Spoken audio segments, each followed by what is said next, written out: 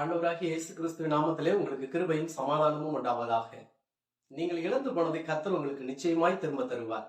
எரேமியா தீர்க்கதரிசன புஸ்தகம் 32வது அதிகாரம் 17வது வசனத்தை வாசிக்கும் பொழுது, கர்த்தரால் ஆகாத காரியம் ஒன்றுமில்லை, ஒன்று உண்டோ என்று வாசிக்கிறோம். அருமையான தேவனுடைய பிள்ளைகளே, பாருங்கள், எரேமியாவுடைய நாட்களிலே பாபிலோனில் இருந்து ராஜா வந்து எருசலேம் முழுவதையும் முற்றுகை போடுகிறான். தன்னுடைய சொந்த ஜனங்கள் கீழ்ப்படியாததுனால அடிமைத்தனத்துக்குள்ளே சிறைப்பட்டு போகிறார்கள். அப்படி போகும் பொழுது எரேமியாவின் இடத்திலே கர்த்தருடைய வார்த்தை வருகிறது.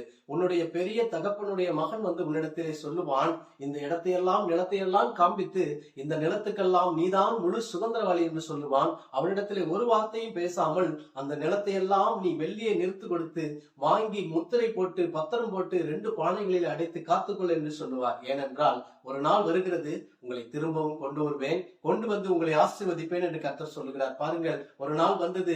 எஸ்ராவின் நாட்களிலே எஸ்ரா 7வது அதிகாரம் 10-11 வசனங்களை வாசிக்கும் பொழுது, கர்த்தருடைய வேதத்தை ஆராய்ச்சி செய்யவும் இஸ்ரவேலுடைய நீதி நியாயங்களை நிலைநாட்டவும் எஸ்ரா தன்னுடைய இருதயத்தை பக்குவப்படுத்தி இருந்தான் என்று வாசிக்கிறோம். மாத்திரமல்ல, எரேமியா தீர்க்கதரிசன புஸ்தகம் 32வது அதிகாரம் 39வது வசனத்தை வாசிக்கும் பொழுது, கர்த்தர் அவர்களோடு நித்திய உடன்படிக்கை பண்ணி அவர்களுடைய சொந்த ஜனமாய் இருப்பார்கள், நான் அவர்களுடைய தேவனாய் இருப்பேன், அவர்கள் என்னுடைய ஜனமாய் இருப்பார்கள் என்று சொல்லி அவர்களுடைய இருதயத்தை நேராக்கினார் என்று சொல்லி வாசிக்கிறோம். அருமையான தேவனுடைய பிள்ளைகளே, அப்படி என்றால் நடக்கக்கூடாத ஒரு சாத்தியக்கூறுதான் இருக்கும். நாம் பார்க்கும் பொழுது இதெல்லாம் நடக்குமா என்று சொல்லிதான் இருக்கும். ஏனென்றால் எரேமியாவுடைய நாட்களிலே உதாரணமாக இந்தியா முழுவதும் அணுகுண்டு போட்டு இந்தியா முழுவதும் அழிக்க போகிறார்கள் என்ற ஒரு சூழ்நிலை வருகிறது என்று வைத்துக் கொள்வோமே. அப்படி வரும் பொழுது அங்கே ஒருவன் வந்து நிலத்தை வாங்கிக்கொள், கம்மியான ரேட்டுக்கு நான் விற்கிறேன்னு சொன்னா யாராவது வாங்குவோமா? வாங்க மாட்டோம்.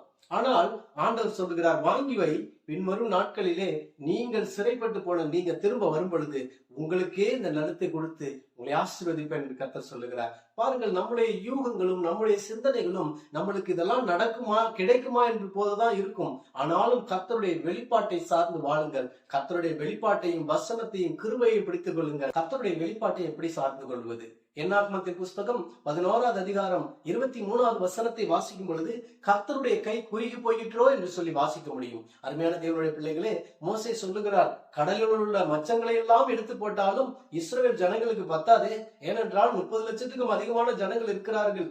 கர்த்தர் சொல்லுகிறார், நான் ஒரு மாதம் அளவு அவர்களுக்கு இறைச்சியை கொடுப்பேன் என்று கர்த்தர் சொல்லுகிறார். 40 வருடம் நடத்தி இருக்கிறார். மேக ஸ்தம்பமாக அக்னி ஸ்தம்பம் மூலியமாக நடத்தி கொண்டு வருகிறார். ஆனாலும் இவர்களுக்கு எப்படி கர்த்தர் என்னை சந்திப்பார், எப்படி நடத்துவார் என்று சொல்லி மோசே அந்த ஸ்பெகுலேஷனுக்குள்ளே போகிறார், யூகங்களுக்குள்ளே போகிறார். ஆண்டவர் சொல்லுகிறார், வெளிப்பாடு கொடுக்கிறார், நான் அவர்களை அழைத்திருக்கிறேன், அவர்களை நான் நடத்துவேன் என்று கர்த்தர் சொல்லுகிறார். அருமையான தேவனுடைய பிள்ளைகளே, நீங்களும் நானும் கர்த்தரால் அழைக்கப்பட்டு வந்தவர்கள். உங்களை என்னையும் போஷிக்க கர்த்தரால முடியும். கர்த்தருடைய வெளிப்பாடு வரும் பொழுது அந்த வெளிப்பாட்டை நாம் எப்படி பிடித்துக் கொள்வது? 1 சாமுவேல் 14:6 வாசிக்கும் பொழுது, அங்கே யோனாத்தான் எழும்புகிறான்.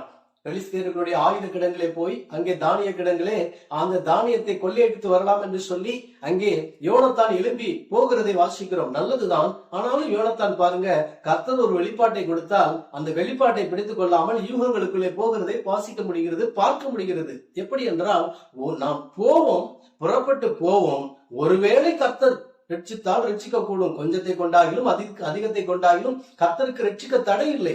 ஆனால் அவன் சொல்லுகிறான், ஒருவேளை கர்த்தர் ரட்சிப்பார் என்று சொல்லி. அருமையான தேவனுடைய பிள்ளைகளே, உங்களுடைய என்னுடைய ஜெப வாழ்க்கையில, ஆவிக்குரிய வாழ்க்கையில, குடும்பத்திலே, ஊழியத்திலே ஒருவேளை என்ற வார்த்தையே நீங்கள் பயன்படுத்தாதீர்கள். கர்த்தர் சொன்னால் நிச்சயமாய் செய்வார் என்று விசுவாசியுங்கள். நிச்சயமாய் கர்த்தர் உங்களுக்கு கொடுத்து உங்களை உங்களுடைய நிலைமையிலே கொண்டு வந்து வைத்து நீங்கள் இழந்து போனதையெல்லாம் திரும்ப கொடுத்து கர்த்தர் உங்களை ஆசீர்வதிக்கிறவராய் இருக்கிறார். நீங்கள் எதையெல்லாம் இழந்து போனீங்களோ, எதையெல்லாம் உங்களை விட்டு போய்விட்டது என்று நினைத்தீர்களோ, பணத்திலே, பொருளாதாரத்திலே, ஆசீர்வாதத்திலே, உடல் சுகத்திலே, பலத்திலே, எல்லாவற்றையும் கர்த்தர் உங்களுக்கு திரும்ப கொடுத்து கழுகை போல உயர எழும்பி பறக்கிறவர்களாய் கர்த்தர் செய்வார். கர்த்தர் உங்களோடு கூட இருந்து உங்களை ஆசீர்வதிப்பாராக. God bless you.